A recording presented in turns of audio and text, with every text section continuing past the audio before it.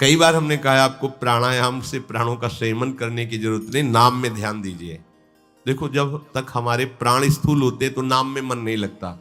तीनों का एक योग है, प्राण, मन और वीर्य, तीनों का एक योग है। आपका वीर्य ठीक नहीं तो मन चंचल रहेगा, प्राण स्थूल रहेंगे। आपका मन ठीक नहीं तो आपका वीर्य स्खलित होता रहेगा, प्राण स्थूल रहेंगे। आपके प्राण स्थूल रहेंगे तो आपका वीर्य स्खलित होगा, मन चंचल रहेगा। तीनों का एक है।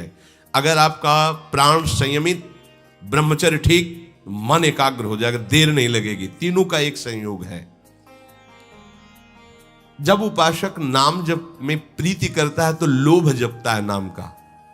ये आराम से बैठे राधा राधा राधा राधा राधा राधा राधा राधा, पूरा ना प्राणायाम, नाक फुसफुस करने की जरूरत थोड़ी, ऊपर चढ़ा के लेकर फिर राधा राधा राधा राधा राधा। इससे प्राण सूक्ष्म होते हैं। और जैसे ही आपकी प्राणवायु लंबी खिंचेगी तो मन को भागने का अवसर नहीं होता। देख लेना, ये सब अभ्यास की बातें हैं। मन नहीं भागेगा। मन कब भागता है? राधा राधा राधा, बहुत प्राण स्थूल हो गए, श्वास लेने का समय बहुत कम है। वैसे देखो, लोग पास बैठते हैं, आवाज आती है, ये स्थूल प्राणों का लक्षण होता है। ऐसे मैदा या आटा ऐसे लगा दो, एक भी नहीं उड़े, तब माना जाएगा कि आपकी प्राणवायु कंट्रोल में हो रही। ऐसे उसमें फर्क नहीं पड़ना चाहिए, हिलना नहीं चाहिए कण। इसका मतलब प्राणवायु आपकी सूक्ष्म हो रही। बिना प्राणायाम के भी हो जाएगी। सहज में हमने आपको प्राणायाम बताए हैं, पर करता कौन है?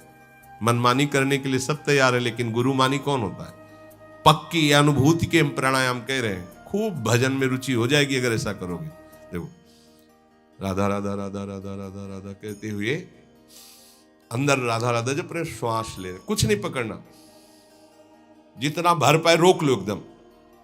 अब अंदर जपो राधा राधा राधा राधा राधा जितनी देर। अब प्राण व्याकुल हुए, छोड़ दो, राधा राधा राधा राधा। इसे आंतरिक कुंभक कहते हैं। बहुत भजन में सहायक है ये, बिल्कुल साइड इफेक्ट नहीं।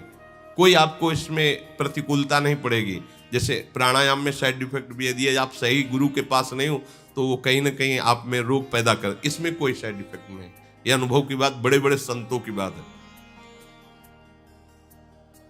नाम जप करते हुए प्राणवायु भरी, आप स्वस्थ होंगे। आपका देखना शरीर चमकेगा, क्योंकि जब हमारे कितने ऐसे क्षेत्र हैं जिनमें व्यायाम ही नहीं हो पाता, उन यंत्रों को प्राणवायु के द्वारा आंतरिक सबको करना चाहिए। इसके लिए सब साधक सहज में नाम जप करते हुए ऐसे प्राणवायु रोक ली, व्याकुलता हुई, प्राणवायु निकाल दी। ये एक प्राणायाम। दूसरा, निकाल दी, राधा राधा राधा राधा करते एकदम खाली कर दी और रोक दिया, भरा बिल्कुल नहीं। अब नाम जप करो, थोड़ी देर में एकदम प्राण व्याकुल हो, फिर नाम जप करते हुए लिया, फिर छोड़ दिया, फिर रोक दिया। इसे बाह्य कुंभक कहते हैं। ये दो प्रकार का कुंभक है, एक आंतरिक कुंभक, एक बाह्य कुंभक। और फिर शुरू करो, लंबी वायु श्वास वायु घसीटना, बिना रोके उसको छोड़ देना, फिर घसीटना। ये तीन ही आपको बहुत लाभदायक करेंगे, बहुत लाभ प्रदान करेंगे।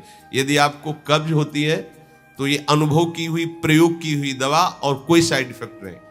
आप छोटी हर 1 चम्मच और 1 चम्मच या 1.5 चम्मच इसबगोल की भूसी दोनों मिला लीजिए कटोरी में, और 250 ग्राम दूध बिना चीनी डाले, और उसमें उससे उसको ले लीजिए।